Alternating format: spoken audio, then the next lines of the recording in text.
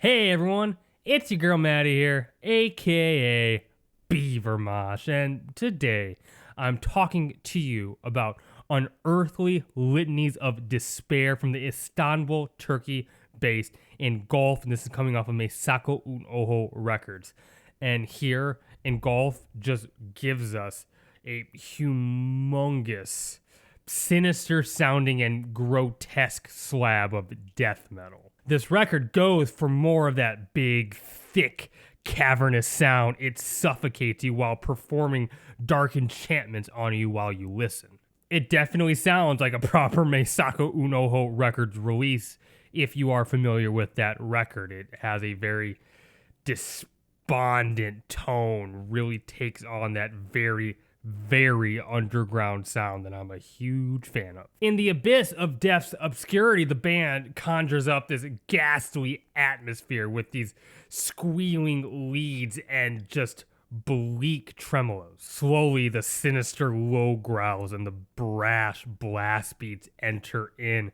This is death metal at a very demented primordial level. That's how I like it. The band combines these sickening chromatic tremolos mixed well on top of these more chunky bludgeoning riffs while making room for some blistering solo on top, and it's all mixed together and balanced really well. Just a really well controlled piece of hell. On Voidwaker's Domain, you get a real sense of this band's knack for creating these smothering arrays of sound while injecting plenty of dissonance and claustrophobia in it. The riffs change up again.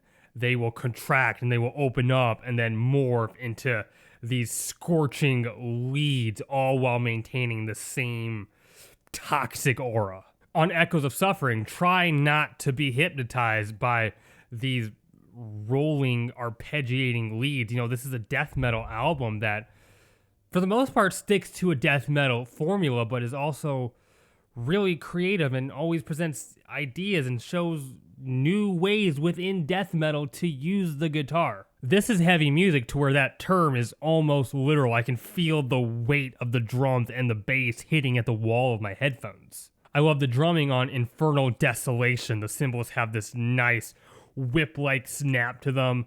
The cymbals are loud and anxiety-inducing, and all the fills are just quite impactful. I haven't even begun talking much about the vocals, these deep, phlegm-ridden growls that communicate nothing but darkness and disease. It's the exact type of vocal performance that this record needed. I love the machine gun pace of which Blasphemous Despair seems to hit at. The double bass just continuously rattling violently. I love these earthy, rising, and spiraling riffs. It feels like it's burrowing into a dark abyss. It's uncomforting and unholy. I love the speed up and slow down riffing style that is so heavily dramatized on Cursed Eternity.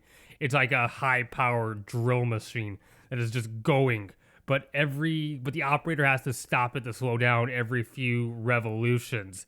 That's what this feels like. Gotta mention, the band seems to love these little pinch harmonics. Very present in this track, really the album everywhere. Just a little nice squeal here and there for an added bonus. On Ancient Abyssal Conquest, I really tried hard to figure out how to describe these unusual vocals here, but the way I think they sound is as if they are being boiled. Like it's this cry submerged and being filtered through this bubbling of acid water. I love some of the more obtuse riffing patterns here. It kind of has this jerking motion that progresses in these oblong patterns. Occult Incantations ends the record on its dreariest moments. Slow, prodding, doomy riffs allows the record to now take on more of an atmospheric, cloudy direction. Especially when you consider the way some of the vocals here are kind of drawn out, paired with some slow pulsating drums and these more morose guitar melodies. It's like a true demonic summoning.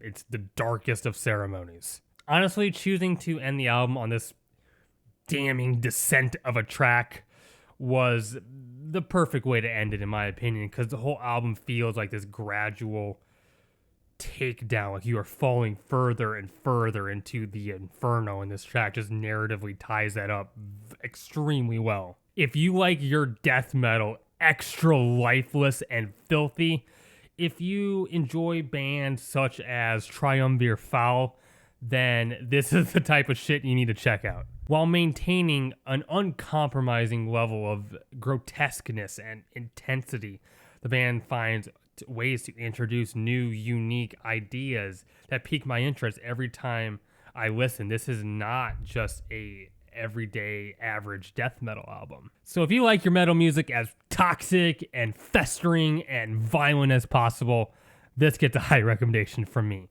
And if you like what I do, enjoy my videos, enjoy my content, tell me, hit the like button. It'd mean the world to me if you'd consider subscribing, leave a comment. I love getting to engage with those. I have a Twitter you can follow. Link to that is in the bio of this YouTube channel. Thank you to my patrons. Yes, I have a Patreon. No pressure to give financially, but I do put exclusive content there every month. It's a way to keep the show more sustainable. And if you wanted to consider supporting that way, I would be so appreciated. You watching right there. Keep it metal. My name is Maddie, aka Beaver Mosh. Signing off.